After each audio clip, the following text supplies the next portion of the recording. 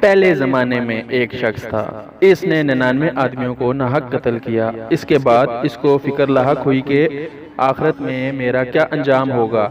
اس نے لوگوں سے دریافت کیا کہ اس وقت روئے زمین میں سب سے بڑا عالم کون ہے۔ لوگوں نے اسے ایک راہب یعنی بنی اسرائیل کی عبادت گزار کا پتہ بتایا، جہاں یہ شخص اس عابد کے پاس پہنچا اور اس کے سامنے بیان کیا کہ میں نے 99 آدمیوں کو قتل کیا، اب میری توبہ قبول ہو سکتی ہے۔ اس عابد نے جواب دیا، اتنے ناحق قتل کے بعد توبہ کا کیا سوال۔ تو اس شخص نے اس عابد کو بھی قتل کر دیا اور 100 قتل پورے کر لیے۔ دوبارہ توبہ کی فکر لاحق ہوئی، پھر لوگوں سے دریافت کیا کہ اس وقت روئے زمین میں بڑا عالم کون ہے۔ پھر ان کو ایک عالم کا پتہ بتایا گیا۔ یہ شخص ان کے پاس گیا اور عرض کیا کہ میں نے 100 قتل کیے، تو کیا میری توبہ قبول ہو سکتی ہے؟ تو اس عالم نے جواب دیا، ضرور توبہ قبول ہو سکتی ہے، تمہارے اور توبہ کے درمیان کیا چیز حائل ہے؟ یعنی کوئی رکاوٹ نہیں، توبہ کا دروازہ ہمیشہ کھلا ہوا ہے۔ پھر ایک نیک لوگوں کی بستی کی طرف اشارہ کر کے فرمایا کہ فلاں علاقے کی فلاں بستی میں چلے جائیں، وہاں نیک لوگ آباد ہیں جو اللہ تعالیٰ کی عبادت میں مشغول رہتے ہیں، جا کر انہی کے ساتھ عبادت میں شریک ہو جائیں اور اپنی بستی کی طرف لوٹ کر نہ آئیں، کیونکہ یہ بری جگہ ہے۔ یہ شخص اس بستی میں جانے کے ارادے سے اپنے گھر سے نکل پڑا۔ ٹھیک جب آدھا راستہ طے کر لیا تو ملک الموت آ پہنچا، چونکہ اللہ تعالیٰ کے نیک بندوں کی روح رحمت کے فرشتے قبض کرتے ہیں، جبکہ برے لوگوں کی روحیں عذاب کے فرشتے قبض کرتے ہیں۔ اب اس شخص کی روح قبض کرنے کے بارے میں دونوں قسم کے فرشتوں کی آپس میں تکرار ہوئی۔ رحمت کے فرشتوں کا کہنا تھا کہ چونکہ یہ گناہوں سے تائب ہو کر خالص اللہ تعالیٰ کی طرف متوجہ ہو کر آیا ہے، لہٰذا اس کی روح قبض کرنے کا حق ہمیں ہے، جبکہ عذاب کے فرشتوں کا کہنا تھا کہ اس نے تو کبھی کوئی نیکی نہیں کی، یعنی برا آدمی ہے، لہٰذا اس کی روح قبض کرنے کا حق ہمیں ہے۔ تو ان فرشتوں کے پاس ایک اور فرشتہ انسانی صورت میں حاضر ہوا۔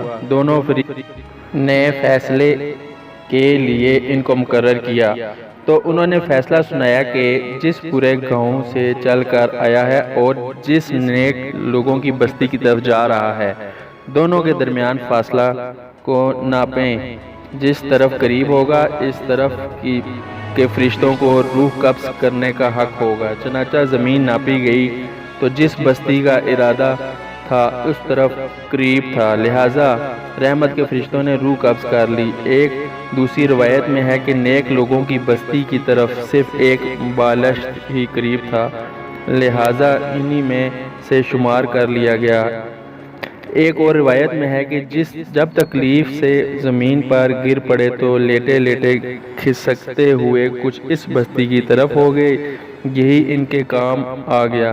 اس واقعے سے ایک تو یہ سبق ملتا ہے کہ انسان کو اللہ تعالیٰ کی رحمت سے کبھی مایوس نہیں ہونا چاہیے، بلکہ رحمت خداوندی کی امید کرتے ہوئے گناہوں سے خوب توبہ کر لینی چاہیے، کیونکہ حدیث میں ہے موت کے وقت سے پہلے پہلے جو بھی توبہ کرے گا اس کی توبہ قبول ہوگی، بلکہ اللہ تعالیٰ کو بندے کی توبہ سے بڑی خوشی ہوتی ہے۔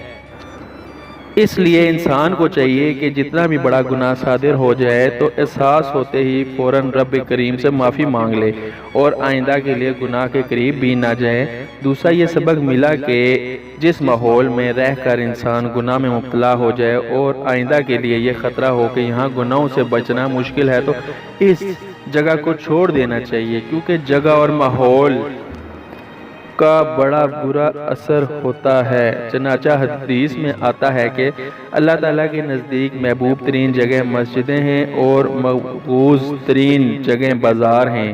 یہی وجہ ہے کہ انسان مسجد کے ماحول میں ہوتا ہے تو اس کے لیے عبادت آسان ہوتی ہے، دل اس کا نرم رہتا ہے، اللہ کی طرف توجہ رہتی ہے، فکر آخرت و دامن گیر رہتی ہے۔ لیکن بازار کے ماحول میں دل سخت ہوتا ہے، گناہ کرنا آسان ہوتا ہے، بلکہ اگر کوئی بچنا بھی چاہے اس کے لیے بھی بچنا مشکل ہوتا ہے۔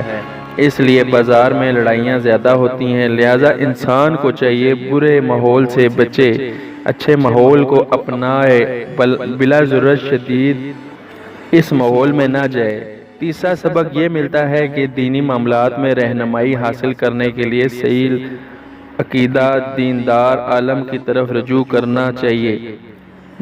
جس کسی کو علماء کی شکل میں دیکھ لیا، اس کو عالم سمجھ کر اس کا عقیدت مند ہو جانا یا کوئی عقل مندی نہیں ہے، بلکہ پہلے اچھی طرح دیکھ لے کہ واقعی عالم ہے یا نہیں، اس کے بعد اس سے رہنمائی حاصل کرے۔ اللہ تعالیٰ سے دعا ہے کہ تمام مسلمانوں کو اس واقعے سے سبق حاصل کر کے ہر قسم کے گناہوں سے توبہ کی توفیق نصیب فرمائے، برے ماحول سے بچائے اور نیک اور اچھا ماحول نصیب فرمائے، آمین۔ ناظرین، جس نے ابھی تک ہمارا چینل سبسکرائب نہیں کیا، برائے مہربانی ہمارا چینل سبسکرائب کر دیں تاکہ نئی آنے والی سٹوریز، قصے وغیرہ آپ تک پہنچ سکیں۔ شکریہ۔